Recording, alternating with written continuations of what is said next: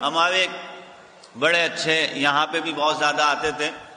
حیدرآباد میں مٹھائی کی دکان والے آدمی، مٹھائی کی دکان کا ایک تاجر، عام سا تاجر، گزشتہ تقریباً 15-17 سال سے تو میں اس بات سے واقف ہوں اور ان کو جانتا ہوں کہ وہ شخص رمضان کی عبادات ایسے کرتا تھا کہ روزانہ ایک قرآن پاک ختم کرتا تھا. روزانہ ایک قرآن. بولا بھائی رمضان میں کاروبار ختم، میرا دکان سے کوئی تعلق نہیں، کوئی واسطہ نہیں ہے، بس اب رمضان عبادات کے لیے ہے. اور وہ روزانہ ایک قرآن پاک ختم کرتے تھے. اور معمول یوں بنایا ہوا تھا کہ اگر 29 کا مہینہ ہوگا تب بھی قرآن پاک 30 پڑھنے ہیں. 29 کا مہینہ ہوگا تو 30 قرآن پاک، اگر 30 کا مہینہ ہوا تو خود ہی 30 ہو جائیں گے. لیکن ان کے 29ویں دن 29ویں تاریخ کو وہ شخص 30 قرآن کریم مکمل کر لیتا تھا. اعتکاف اس کا نہیں جاتا تھا. ابھی پچھلے غالباً 5-7 سال سے تو مسلسل مسجد نبوی میں جا کے اعتکاف کرتے تھے.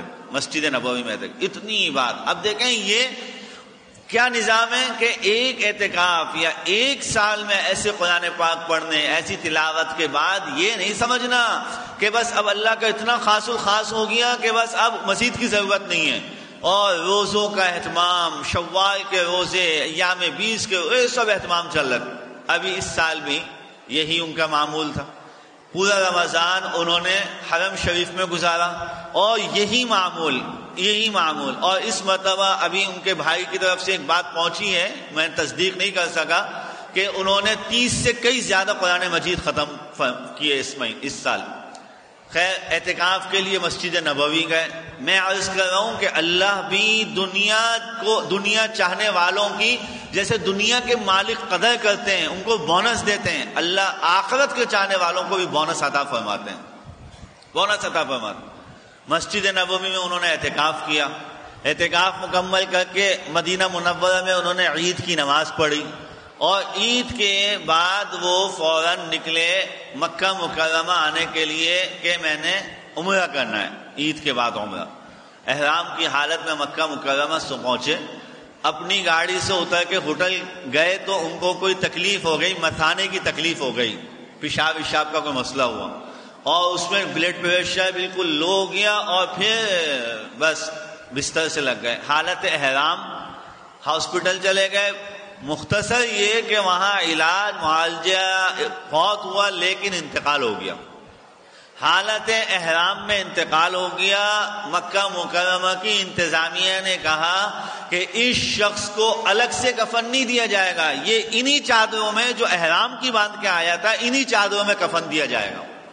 اور آپ حضرات نے دیکھا ہوگا مکہ مکرمہ میں، مدینہ منورہ میں ایک وقت میں 8-8 10-10 جنازے ہوتے ہیں.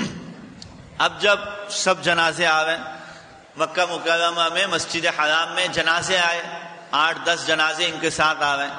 تو یہ واحد جنازہ ایسا ہے کہ اس جنازے کو صرف یہاں گلے تک کفن پہنایا گیا، اس کا چہرہ نہیں باندھا گیا، نہ سر کے اوپر اس کا کپڑا لگا ہے، نہ چہرہ اس کا ڈھانکا ہے. بھائی کیوں؟ سارے جنازے رکھے ہوئے وہاں حرم شریف کے اندر، سارے جنازے رکھے ہوئے، لیکن ایک جنازہ ایسا ہے جس کو سر کے اوپر نہ کپڑا نہ چہرے کے اوپر کپڑا، کھلا جنازہ رکھا ہوا ہے. کیوں بھائی؟ یہ اللہ کی طرف سے بونس ہے. بولا اس نے لبیک اللہم لبیک کہتے ہوئے اللہ کو اپنی جان دی ہے تو اللہ اس کو اسی احرام کی حالت میں اللہ اس سے ملاقات فرمائیں گے. اللہ اس سے اسی حالت میں ملاقات فرمائیں گے. قبر کے گھڑے میں اتارنے تک بھی، قبر کے اندر رکھنے کے بعد بھی اس کا سر ڈھکا اور نہ ہی اس کا چہرہ ڈھکا کہ یہ احرام کی حالت میں ہے. یہ اللہ تعالیٰ کی طرف سے اعزازات ہوتے ہیں، یہ اللہ تعالیٰ کی طرف سے قبولیت کے اعلانات ہوتے ہیں.